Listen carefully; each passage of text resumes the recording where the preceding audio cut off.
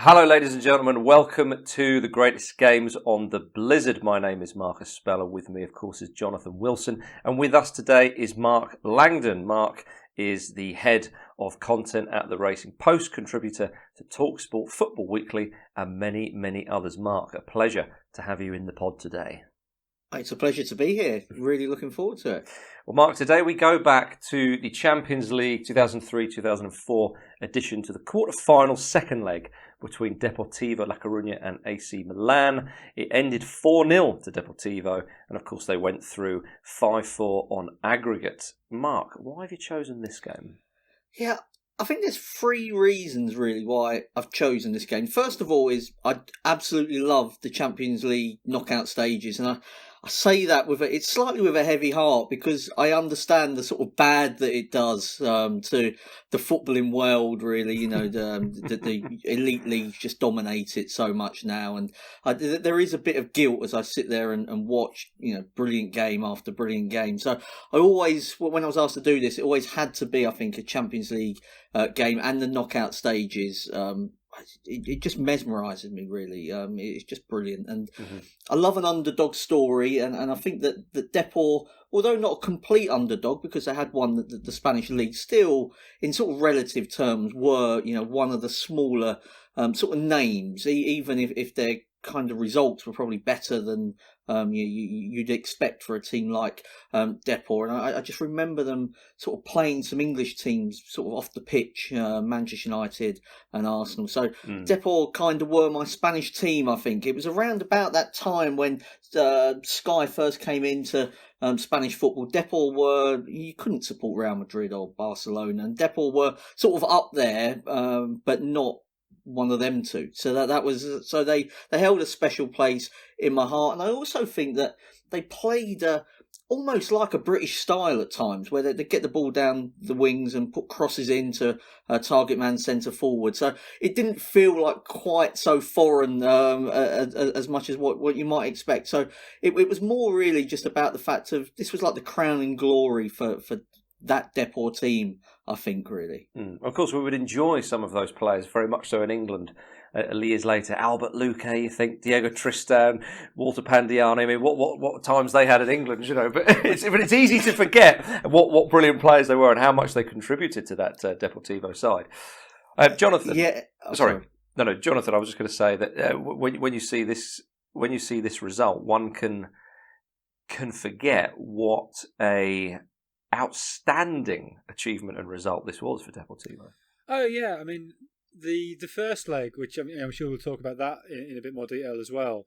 Mm-hmm. But the first leg finished 4-1, and it probably wasn't really a 4-1 game. Depot being a bit closer than that, but you sort of thought, well, it's over because no team had ever overcome a 3-goal deficit from the first leg in the Champions League at that point. And I know the last 2 or 3 years it happens every week, it seems, but back then it just did not happen, and it certainly didn't happen to that Milan. Yeah, that Milan were the defending champions, and they had that. Yeah, I mean, you look at the team; it's a ridiculous team. There's sort of, okay, maybe you'd say Pancaro at left back is not a player whose name resonates now, but the rest of the team is preposterous. You know, that he's got Maldini mopping up for him, you know. So well, but I mean that midfield of Pirlo, Gattuso, Seedorf, and Kaká is that was when Serie A was still absolutely at its peak, where the best players in the world still played in Serie A. And one of the things that really struck me about that first leg, and it's a tiny thing, and maybe it's a subjective thing, but the noise when Milan score, that got me as well. It's a particularly Italian roar. I don't know. It was different. I don't know if it's the fans. I don't know if it's the way the stadium is. I don't know if it's the way the microphones were, the way it was edited. I don't know. But there was a specific roar that we got used to from the Italian coverage on Channel 4.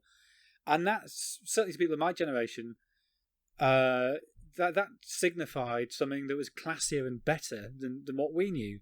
And so the thought that the Depor, this sort of, I mean, 3rd, 4th, 5th team in Spain at the time, the thought that they could somehow overcome this, I sort of remember watching this very idly, sort of thinking, well, I suppose I should keep up with this. And then suddenly kind of being, hang on, they're going to do this. And it was such an incredible it was incredible in a way that it's quite hard to explain now, I think. Yeah. Go on, Mark. No, I was just going to say. I mean, they'd nearly done it previously against Leeds. Depor had fallen.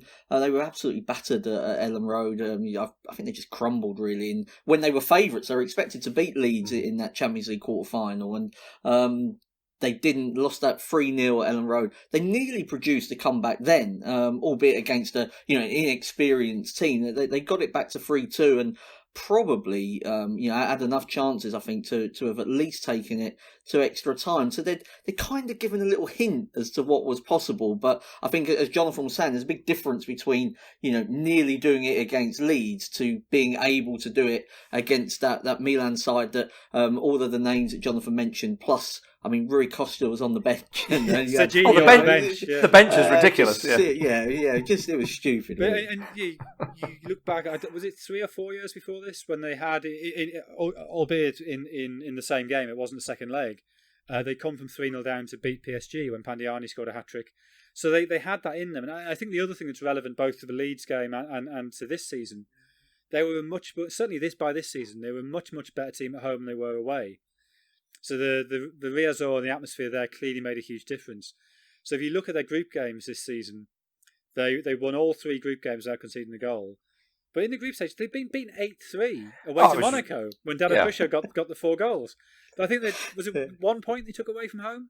So, I guess in retrospect, you can see it was set up for this because they were so much better at home than they were away. Yeah, I mean, the old expression, Jonathan, you could get at them, certainly applied. But, I mean, you're absolutely right to point out the group stuff. They went through second behind Monaco, but they only went through on the head-to-head with PSV Eindhoven. They both finished on 10 points. But if you look at the records, Monaco topped the group with 11 points, only 1 point above Deportivo, scored 15, conceded 6, and plus 9 goal difference. They'd be very happy with that. You look around the other groups, I mean, just to pluck one, Arsenal, they finished with 10 points, the same as Deportivo. Goals scored 9, goals against 6, a goal difference of plus 3. Deportivo, because of that 8 goals there, they went through with 10 points, goals for 12, goals against 12. Seldom do you see somebody or a team that goes through with a 0 or negative goal difference. Well, letting in 2 goals a game. I mean, yeah, exactly, yeah. Okay, 8 of them have come in 1 game, but still, you don't go through letting in 2 goals a game. Well, they conceded 3 against PSV Eindhoven, so like I say, AEK Athens had scored against them. So this was a kind of, I mean, maybe that goes back to your point, Mark, when you said a more sort of British style, especially when you think of the comebacks that you've mentioned there, nearly against Leeds, PSG, of course, the one we're talking about today. I think British teams, and this might be me thinking, with my Union flag spectacles perhaps, but I always think that kind of, I think of the likes of even McLaren's Middlesbrough, like the British teams, they never know when they were beaten, and they would often come, they'd crash bang wallop teams and try and come back, whereas, Spanish, Italian teams would think, let's control the game earlier than that. That might be a better way of playing football, which, one could certainly argue it was. But maybe is that feeding into this sort of narrative, what you were saying, Mark? I do. I also feel like British teams kind of just keep going. There's that kind of sort of cliched trait. I mean, I suppose you might think that some would just say that's stupid. Like save your energy for a game that you can win next week. I mean, it probably isn't so because you got that Barcelona comeback against Paris Saint-Germain, and of course, it generally it can happen, but it feels like a British kind of trait, really, to never give up and all of those kind of things, really. And I mean, the weather in Galicia was sort of quite British as well, really. And there's a brilliant story about when Depor sort of first started bringing over Brazilian players and had a bit of a reputation for doing so because Mauro Silva, Bebeto, Rivaldo, Jalminha, absolute genius of a footballer. And the story goes that the president persuaded Mauro Silva and Bebeto that the weather in Spain was exactly like it was in Brazil, and that's why he persuaded them to come over. And of course, that may well be true if you're in Sevilla, not quite so true if you're right in the north of the country. So they had that kind. It was definitely sort of an unspanishness to them, I think, in some regards. Kind of what you'd expect of sort of a cliche Spanish team, because of the way they played. It was quite aggressive, and it was quite quick and sort of direct. If you look at the goals that they score in this game against Milan, it is crosses and long balls and stuff like that. So they weren't afraid to mix it up, even though they did have some absolute geniuses in playmaking positions with Jalminia and then Valeron and Rivaldo as well. But I think that probably comes to Irureta, doesn't it? Because Irureta, he is Basque. There's that, all the links between Basque football and English football. And then he played for Atletico in '74, so they were kind of quite an aggressive, quite a physical team. So I think it all comes from him. But I also think that they're tactically quite innovative. In that, I think they were one of the first teams to pioneer the 4-2-3-1. I mean, by this stage, it had spread. I think, by the Euros in 2000, the 4-2-3-1 was becoming much more common. But I think Irureta is one of the first people to do that. When they win the league in 2000, playing like that. And I remember an interview with Alex Ferguson after those games where Depor totally outplayed United, and he said, and I remember it's a phrase that stuck with me, is the thing they've done, they've brought dribbling back. And I think what he meant by that was by playing the 4-2-3-1, by playing with the two holders in midfield, it meant that the wide men could be a little bit more like traditional wingers. They could, and by traditional I mean sort of 50-style wingers. They could be more dribblers rather than having to do all the work to cover the fullback and play as you would play as a wide midfielder in a 4-4-2.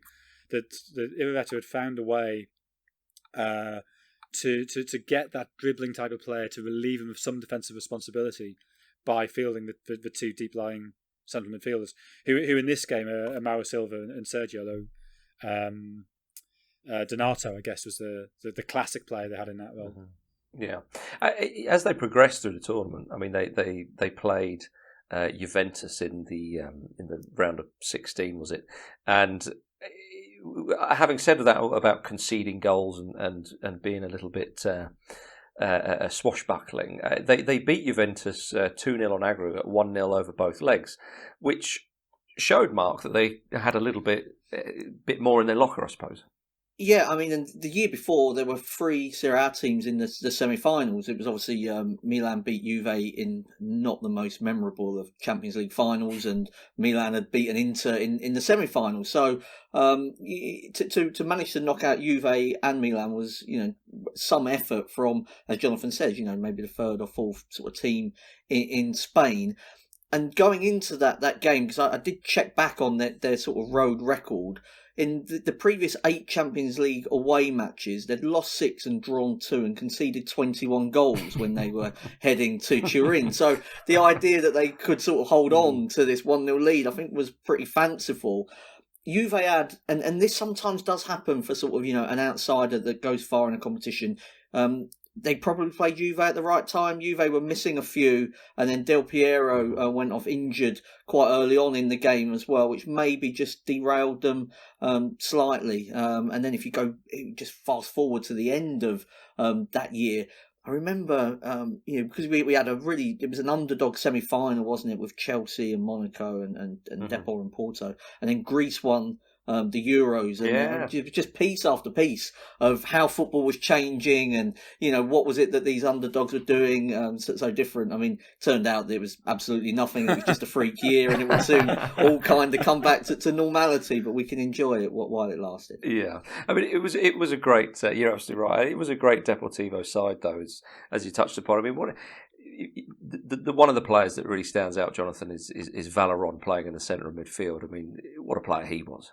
Oh yeah, I mean, a sort of classic number 10, really elegant, stroked it around. Stayed at the club forever. I mean, he was still there sort of when they... Was he there when he got relegated? I think he was, wasn't he? Age 38 or something. He was, yeah. He got them back up. Yeah. He stayed and got them back up. Yeah. But, he was a player who...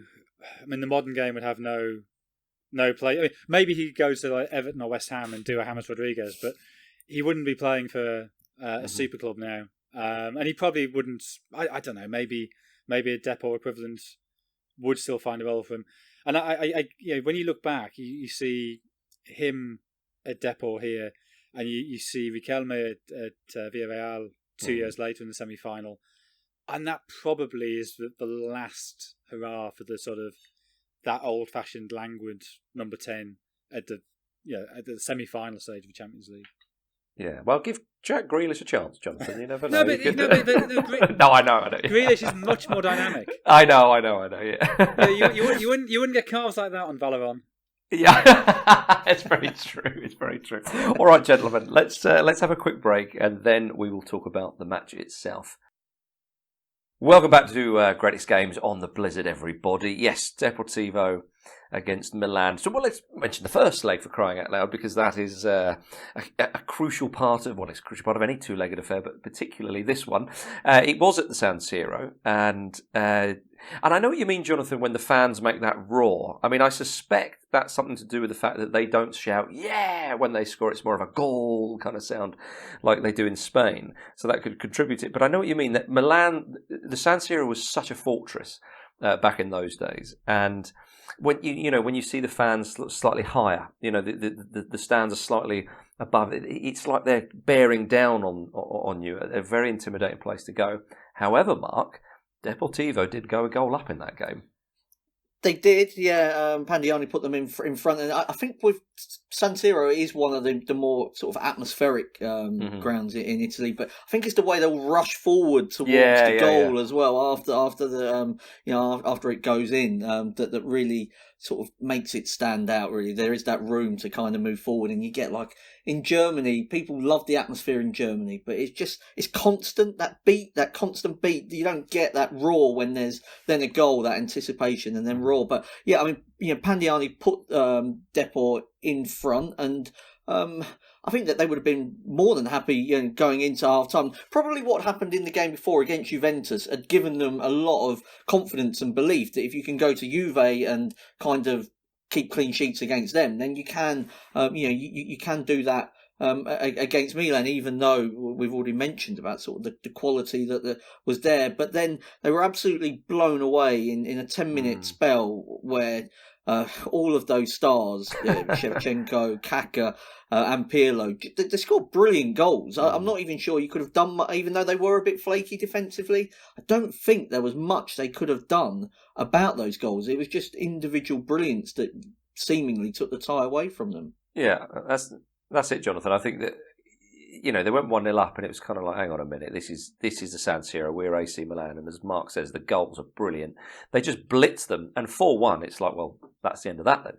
Yeah, I mean, the fact that the goal came down, Depor's goal came down their left, I think becomes significant in the second leg, where Luque particularly really gets a Cafu, which is not a phrase that makes a huge amount of sense. And you just hate Luque. Did he score against Sunderland? Did he score? Most people have. I don't remember that. Yeah. It's a safe bet. I feel like he did in one of those. It might have been one of his rare bright moments at Newcastle. Just to be clear, not me who brought up Sunderland there. But I mean, it's Capdevila who puts in the cross, who ends up not playing in the second leg. So whether there was a weakness there on the defensively on the Milan right, I'm not sure. But yeah, the 4 goals. So it's 11 minutes in when Pandiani scores, and then it's the last minute of the first half. Cafu gets 4 down the right, puts in the cross, and the touch from Kaká on his thigh just sort of cushions it into his stride for the volley. It's just sensational. Yeah, I think it's really easy to forget how good Kaká was. Oh, he's a wonderful player. Wonderful. One of my favourites of all time. We've been talking about Valeron as sort of the old-fashioned number 10. I think Kaká is one of the first of the new style number 10s, where they have all the ability, all the goal-scoring nous, all the passing range, but they also have that dynamism, that power. And you really see that in this game. That's a great goal. And then Shevchenko, first minute of the second half. And there's a great camera shot from sort of around, I guess it's sort of slightly down the touchline from the halfway line. So it's right behind him. And you see 3 things, I guess. First of all, his arse is enormous. Yeah. You think of him as being quite a sort of slight, wiry player, but he's really sort of muscly around the middle. Yeah. Oh, it's Branislav Ivanovic-esque, Jonathan. Well, let's not go crazy, but but then the balance he has, because he goes left and then goes right, and that balance, is what throws the defender. Is it Jorge Andrade? I think it must be. Possibly. Throws him completely to create the space, and then the finish in the bottom corner is just a brilliant finish. And again, I think Shevchenko's one of those players who, because of what happens in the final in 2005, because of what happens when he goes to Chelsea, it's quite easy for those of us who tend to watch Premier League football to sort of forget just how phenomenal a footballer he was. But that's just an unbelievable forwards goal. And then Kaká scores again with a great finish from the edge of the box, and then a PLO free kick. And so, having been 1-0 up after 45 minutes, they're 4-1 down at 53. Yeah, and it seems to be all over him, as you said yourself, Jonathan. Or Mark, what you said, well, should I have much of an interest in the second leg, or you should keep one eye on it? But we go to Spain for that second leg. Realistically, I don't think many Deportivo fans, I mean, they might sell a few porky pies now, but I don't think they probably thought they had much of a chance.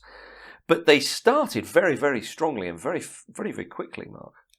Yeah, I think you normally need that, don't you? If you are kind of the smaller team, you need to be able to give yourself an early goal to. I mean, it feels a bit cliche to say it, but the early goal does kind of give you that hope. And I think Deport would have always sort of fancied themselves to have got sort of the goals they needed to have got themselves back into the game, but they probably didn't fancy their chances of being able to chase a game and keep out sort of such high quality opposition that had already destroyed them once. So yeah, Pandiani got a very early goal, and the Riazor was absolutely jumping at this stage. The locals can sense an upset, and then there's the Valeron goal, the header.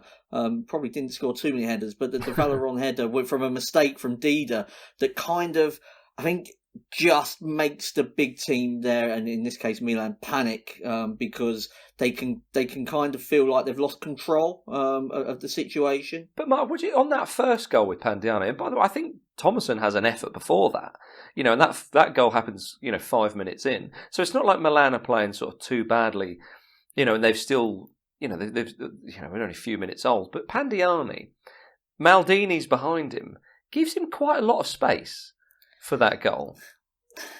Yeah, he does. He probably, I mean, it was sort of felt like it is this kind of area though where you wouldn't necessarily, I suppose, fancy Pandiani to necessarily score from. Mm-hmm. I mean, it didn't feel like he's not going to sort of run you. So I suppose from that sense, you would expect Maldini to have been tighter.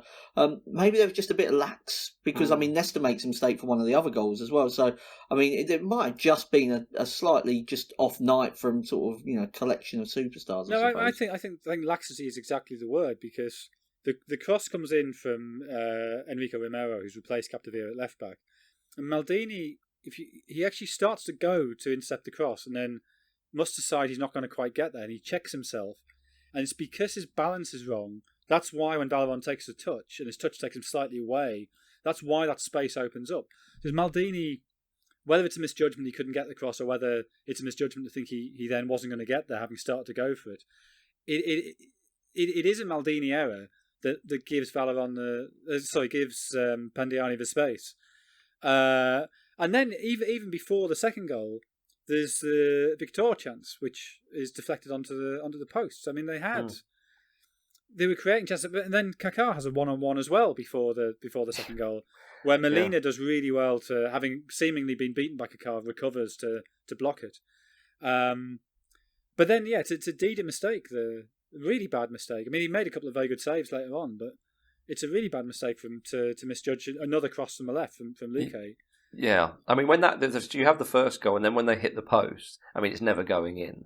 But that's the kind of little chance, because when that's for me, you can hear the crowd then. When they get the goal, they have another chance, and they go, hang on a minute here. There's that feeling that's creeping in the stadium. And if you've ever been there, and I have, Craven Cottage 4-1 Juventus, we've done it on this podcast before.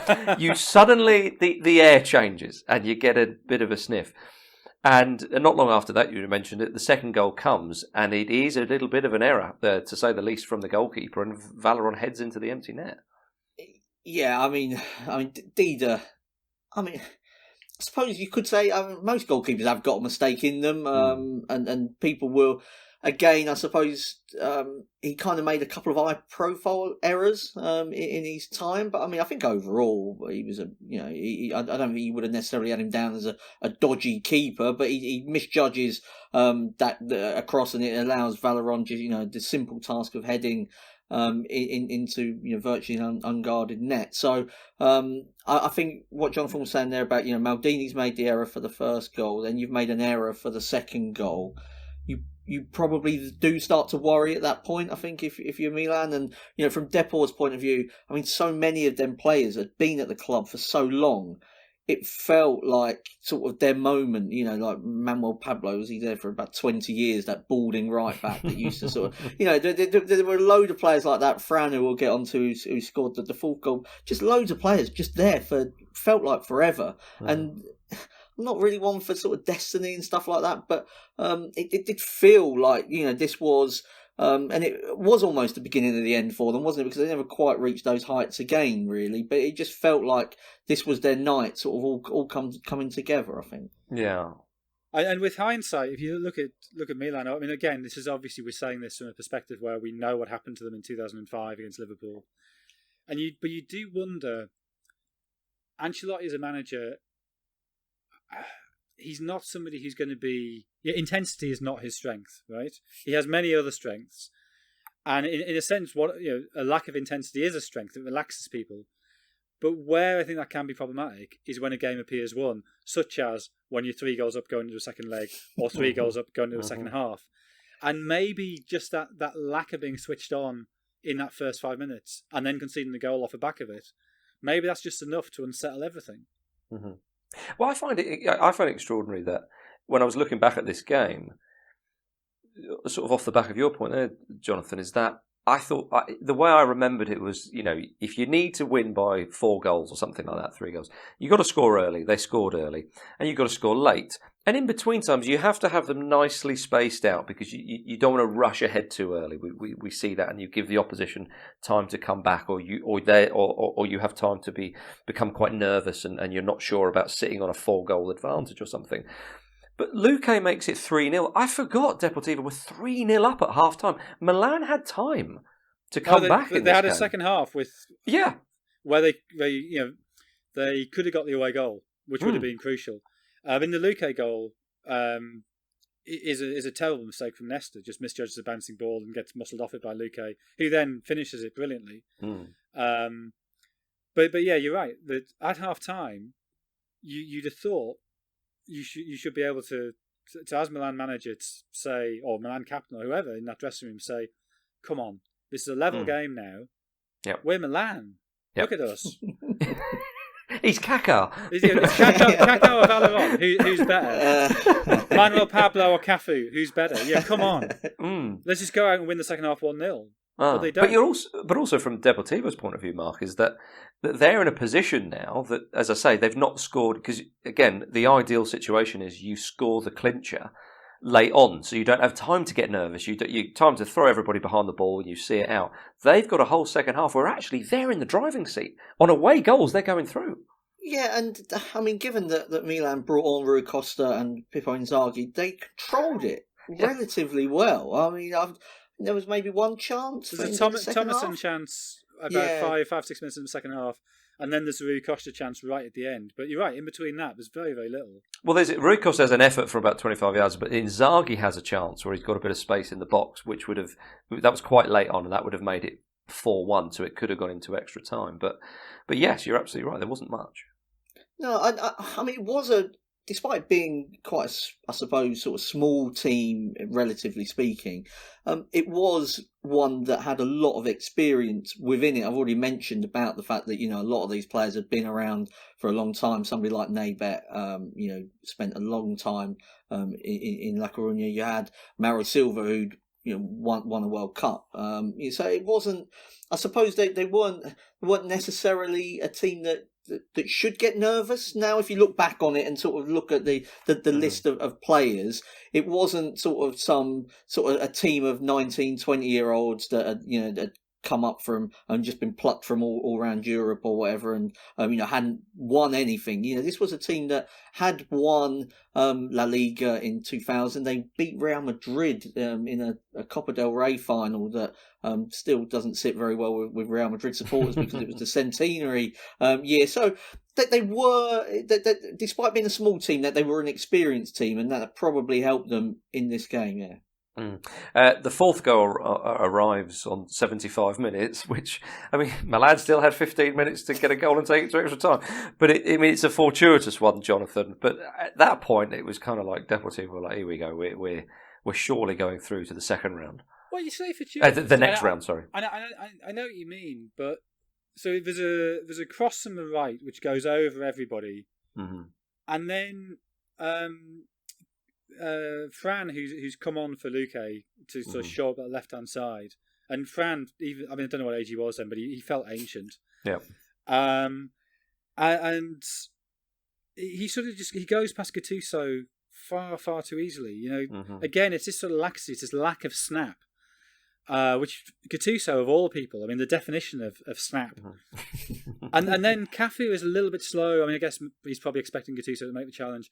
Cafu's a little bit slow to kind of close him down, so that when Fran has the shot, it deflects off Cafu rather than being blocked by Cafu, and it goes in because of a deflection. So yeah, it's fortuitous in the sense that it was deflected, but it's also a goal where Milan had two opportunities to stop the chance even generating.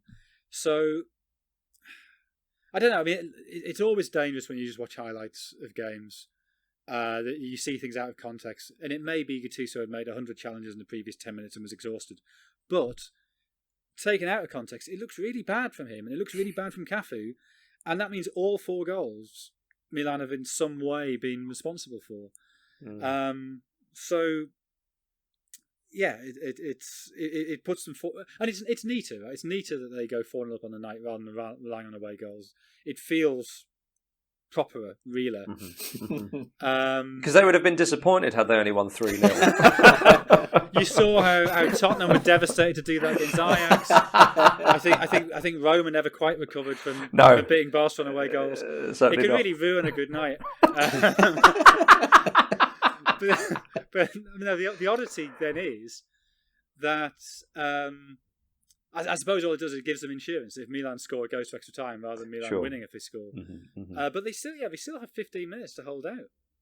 15 minutes plus injury time. And they do, of course, Mark, and they went through to the next round. Yeah, they did, where they were Mourinho'd and Porto'd, and it was it was probably a game they will have, even though Porto had done very well to reach that semi-final stage and had won the UEFA Cup. And I think we'd soon to find out that those were all exceptional players, or most of them were anyway within that team, and they had a coach that was about to become sort of the so-called special one, but Depor would have fancied their chances of winning that game, but it wasn't. Mourinho just shut them down completely. Knew what he was doing, frustrated the life out of them, and then nicked it. And that was the end, really, with the penalty of that run. Yeah, and Porto used tactics that were pretty close, I think, to what they used against Celtic in the final. There was a lot of game management, I suppose you would call it. Bloody frustrating for others. If you wanted to watch, maybe if you wanted the more expressive team to go through, it was a frustrating sort of 2 legs, and they were never quite the same again. Really, that was. I think I mentioned it earlier, but that felt like the beginning of the end, really, for Deportivo. And of course, now they're in the 3rd division in Spain and have suffered a few relegations. It just it was just a magical time for them that was was always unsustainable, I suppose. But it really is. It's such a short period. I mean, in '88. They got a late win against Racing Santander to avoid relegation to the 3rd division. They then end up being promoted in '91. And then they have 20 years in the top flight. They end up relegated in 2011. And it's all Lendoro's money, and then he ends up leaving them 160 million euros in debt, which is why 10 years later they're still having problems. But what an extraordinary 20 years when they miss out on the title in '94 because Djukic missed the last minute penalty against Valencia. They win the title again on the final day. Again, Barcelona, the other team who could have won it that year, who had nicked it off them in '94, but that year they get the result against Espanyol that they need, and then they get the semi-final of the Champions League, and they have what at the time was the most extraordinary comeback imaginable. I mean, it would be a normal Champions League week these days, but back then it was sensational. Well, just to put that into context, in the Guardian they wrote, Deportivo La Coruña last night performed one of the greatest feats in modern European football when they destroyed Milan, the defending champions and tournament favourites, with a four-goal surge that defied mountainous odds. I mean, that's to me that encapsulates it very well. But you can't begin to sort of really describe how incredible it was. Well, and also it's the fact it's Milan, right? So it's Serie A is the dominant league at this time. And also, even when La Liga was dominating European competition, because certainly Barcelona and maybe to a lesser extent Real Madrid, but by reputation Real Madrid, their strength was perceived to be attacking. There was always a slight thought you could get at them. Nobody thought you could get at Italian teams. No. They still had the legacy of Catenaccio that people thought, no, defensively they'll be sound. But I mean, you look at the defence; it's Nesta and Maldini. Yeah, I mean they look bulletproof. That Milan side. It was. Oh, that's a lovely link there because Pandiani, of course, was called the Rifle, wasn't he? So, there you are. Yeah. I mean, with Deportivo, because I sometimes place them in that bracket where Valencia, sort of when they got to two European Champions League finals, and you think, there was that period when they were great and won the league and so on. But Valencia are still a big side in Spain. They won the Copa del Rey. Was it last year or certainly recently? They're still there. You still see them in European competition. Whereas Deportivo, they shone very brightly and they've disappeared. Yeah, I mean, I was going to ask Jonathan actually about Irureta because we mentioned him sort of earlier on. I mean, somebody that had a lot of success at Depor, but sort of after you felt like that could have maybe been, you felt like that could have been the start for him to then maybe go on and manage a bigger club and have similar success if he was somebody that a bit of a pioneer in terms of tactics. But he wasn't. Didn't really happen for him. No, but I mean, I don't know what age he'd have been, but I mean, he'd done really well with Celta Vigo, hadn't he? He'd taken Celta Vigo to 8th, I think, the season before he got the Depor job. I mean, if he played in that '74 European Cup final, so even if he was mid-20s then, it means he's sort of mid-50s by this stage. So, I think most managers only have one or two really big jobs in them. A decade at the top is a long time. So, I think his innovations. It was late '90s when he was innovative. I think by this stage, other people had sort of started to recognise that. It's very hard then to build on that. So, he's maybe a slightly underappreciated coach because he did it at Depor rather than at one of the two giants, but he was the right coach for them at the time, and it never quite worked out for him after that. But he was, I guess, coming to the end of his career. Yeah, but he presided over a glorious time at Deportivo La Coruña, and Mark, it's been a real pleasure talking to you about this one. A game that I remember, but when you look at the finer detail, you think, blimey, that was actually more impressive than the memory had stored it away as.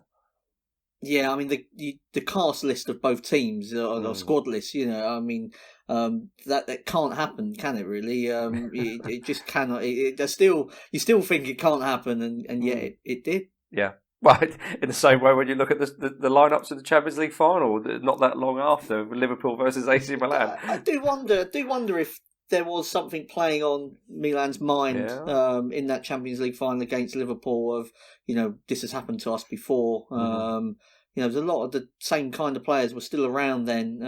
And, I suppose you will be scarred by that. Barcelona in recent Champions Leagues definitely have by the amount of times they've, had their sort of humiliations on the road. Yeah, I think certainly once the first goal went in Istanbul, I think it must have been there. And I know it's like there's only 5 minutes till the third one, but it must affect you, especially given they seem to have slipped into that thought process of it's won.